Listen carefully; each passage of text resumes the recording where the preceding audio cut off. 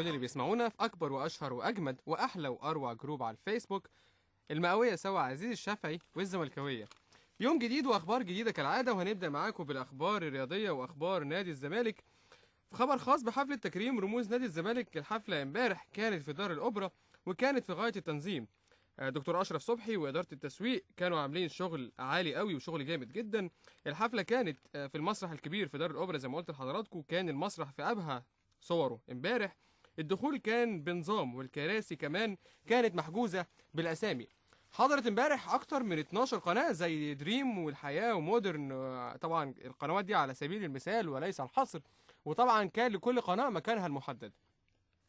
بالنسبة للرموز اللي حضرت امبارح، حضر حفيد حيدر باشا، وحضرت كمان بنت الكابتن حلمي زمورة، وحضر الكابتن زكي عثمان والكابتن عبد الحميد شاهين حارس مرمى الزمالك في الخمسينات، والكباتن طبعا عمر النور والكابتن ابو رجيله والكابتن حماده امام، مش عايز انسى حد. بس في رموز كتير حضرت، والحفله كانت في ابهى صورها امبارح وكانت تليق بنادي الزمالك. في خبر او في تصريح للكابتن ابراهيم حسن، واللي بياكد ان العميد مركز جدا مع نادي الزمالك، واي كلام عن احتمال تدريب المنتخب غير صحيح في الوقت الحالي. كابتن او في خبر تاني معانا ان كابتن محمود فتح الله مدافع نادي الزمالك ومنتخب مصر حزين لعدم تاهل المنتخب افريقيا 2012، وكمان بيقول ان الجهاز الفني غير مسؤول عن الخروج ده، وان اللاعبين بس هم اللي بيتحملوا المسؤوليه. عايز اقول له يا كابتن، ما حدش بيتحمل لوحده المسؤوليه دي، ده عامل مشترك ما بينك وما بين الجهاز الفني وما بين الظروف اللي موجوده في مصر في الوقت الحالي. معانا خبر بيطمن جماهير نادي الزمالك عن طريق الدكتور مصطفى المنيري طبيب الفرقه، اللي بيأكد ان عمرو زكي جاهز لماتش الشرطه اللي جاي ان شاء الله. وفي خبر او في كمان بالنسبه للكابتن شيكابالا، هيكون في اختبار طبي هيحدد مدى امكانيه مشاركته في اللقاء باذن الله طبعا. كده هنكون خلصنا اخبارنا اللي ليها علاقه بنادي الزمالك. عايزين بس نروح في خبرين كده خاص بالكابتن عبد الله السعيد، اللي نفى التوقيع للنادي الاهلي وقال ان حلم حياته هو الاحتراف الخارجي وبيسعى ليه دايما. يا كابتن عبد الله، انت لاعب موهوب ولاعب رائع جدا، واكيد بنتمنى لك كل خير ان شاء الله. اخر خبر معانا بيقول ان الكابتن سمير زاهر اكد ان المدير الفني اللي جاي للمنتخب هيكون مصري، وان المنتخب في حاجه للاحلال والتجديد، ودخل عناصر الجديده والعناصر الشابه.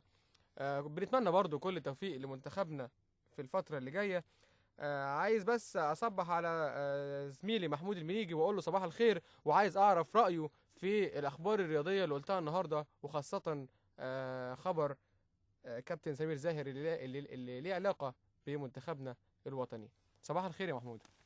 صباح الخير يا جيمي، وصباح الخير على كل اللي بيسمعونا سواء من جروب المئوية سوا او من بره الجروب. كل تعليقي ان شاء الله باذن الله منتخب مصر الفتره الجايه هيكون كويس وهيكون في تألق كويس. نروح لاخبارنا السياسيه، واول خبر عندنا بيقول ان اللواء منصور العيسوي وزير الداخليه بيوجه انذار شديد اللهجه لكل ضابط غير ملتزم بالاداء المهني. بنتمنى ان الكلام ده يحصل. في خبر تاني بيقول ان رئيس الوزراء عصام شرف بيأكد ان صومعة وادي النطرون للقمح بتأكد زيادة الانتاج هذا العام. ربنا كريم. خبر جميل بيقول ان مصر بتستعيد قطعة اثرية من لندن خلال عرضها للبيع في مزاد علني. في خبر مهم بيقول ان رئيس الوزراء المصري عصام شرف هيفتتح مشروع لإنتاج مستلزمات صناعة السيراميك بمدينة السادات، والمشروع ده أكد إنه هيوفر أكتر من 135 مليون يورو. حاجة جميلة. وبكده تكون خلصت أخبارنا السياسية. عندنا حاجات كتير جدا وجديدة في أخبار الفن والفنانين نشوفها بس بعد أنا هفضل أحبك طول العمر زملكاوي أنا. مكملين معاكم نشرتنا اليومية، وأول خبر فني بيقول إن النجم حسين الجسمي بيحتفل مع نادي الجزيرة الإماراتي بالفوز بالدوري والكاس. مبروك يا فنان. خبر تاني بيقول ان مهرجان القاهرة السينمائي الدولي تم الغائه لأول مرة، ووزير الثقافة أكد ان الانفلات الأمني مش هو السبب الإلغاء. طب يا سيادة الوزير، عايزين نعرف السبب الرئيسي لإلغاء الحفلة هو ايه؟ في خبر خاص بالفنان الزملكاوي المتألق محمد هنيدي، بيدخل معسكر مغلق على طريقة لعيبه الكوره علشان المسلسل الجديد اللي بيحضر له واللي هيتم عرضه في رمضان اللي جاي ان شاء الله تحت اسم ميسيو رمضان. ده كان اخر خبر عندنا في الاخبار الفنيه، ولسه مستمرين معاكم في فقرات نشرتنا النهارده ان شاء الله. فاصل صغير وهنرجع لكم مره تانية. مستمرين معاكم في نشرتنا اليومية وبنوصل لأهم فقرة وهي أخبار الجروب، وزي ما عودناكم بنبدأ بأحسن بوست واللي كان للعضو عمرو غنيم، واللي اتكلم فيه عن فكرة جميلة جدا وهي توحيد صورة البروفايل لكل أعضاء الجروب بشكل لذيذ، وهو إن كل عضو بتكون صورته عليها شعار الجروب الرسمي. طبعا هو اقتراح شكل معين بس ده أكيد قابل للنقاش بينا. بجد فكرة محترمة جدا يا عمرو، وبنتمنى إنها تتنفذ في أسرع وقت. ونروح لفقرة أعياد الميلاد ونقول لآية علي كل سنة وانتي طيبة وعقبال مليون سنة. وطبعا بنفكركم بماراثون القرآن الكريم واللي هيبتدي الجزء الثامن فيه أحمد شيكو، ربنا يتقبل منك يا أحمد. وهنتعرف على نتيجة المسابقة اليومية بعد فاصل صغير.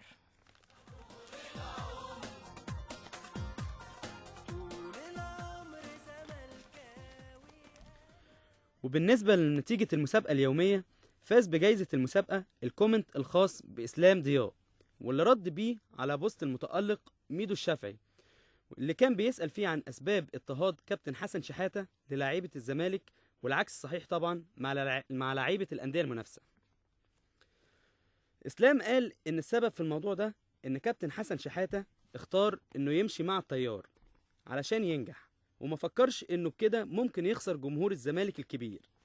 وطبعا هو يقصد بإنه مشي مع التيار إنه خد قرار بينه وبين نفسه إنه ما ينفعش يساند لعيبة الزمالك علشان الهجوم هيكون شديد قوي عليه. تحليلك رائع يا إسلام، ومبروك عليك التذاكر، بس يا ريت تيجي الحفلة بدري.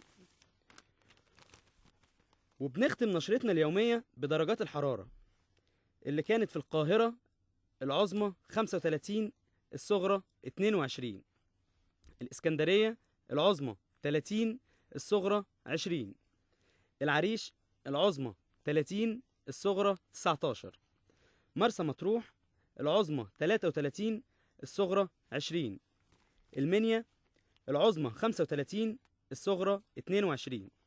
أما بالنسبة للأقصر العظمى 40، الصغرى 24.